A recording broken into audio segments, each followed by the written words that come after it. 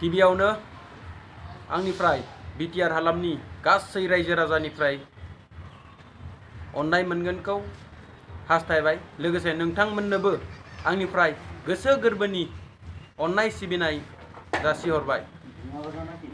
दायो आं सावरायनो लादों मा जागोन रन्जन दैमारि सारनि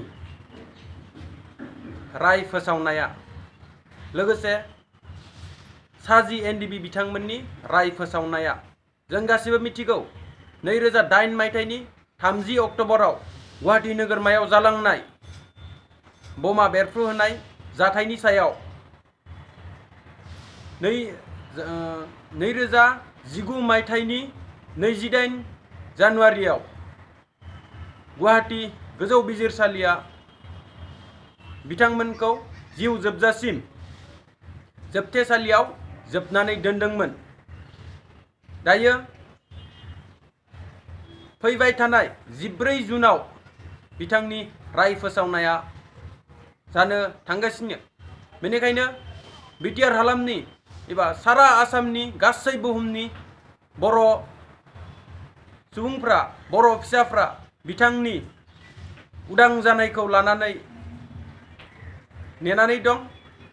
दायो गासैबो इसोरनिसिम आरज खालामनांगौ जे बिथाङा उदां अख्राङाव फैनो हायो। लोगोसेनो बिटिआर हालामनि मावनो गोनां माखासे खामानिफोरखौ मावफुंनो हायो।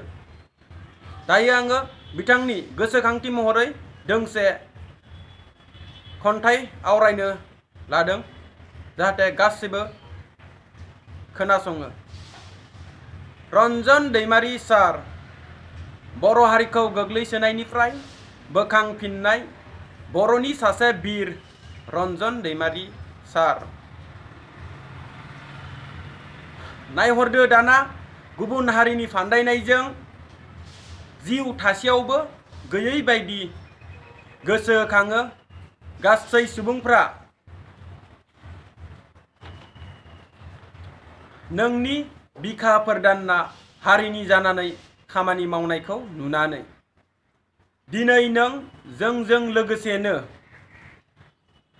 जेलनिफ्राय ओंखारबोनायमोनब्ला बड'फानि सिमां आलादा रायजो सोरजिनाय, जों बर' हारिखौ जौगासार हारि खालामनो साननायखौ मोगथां महर होनो थाखाय गोबां बिहोमा होनो हागौमोन। फैदो बर' फिसाफोर, खौसे जाना बर' हारिखौ अलखदनिफ्राय बोखांफिननो बिखा फोरदानना। गोजोन्थों। जै बर' हारिनि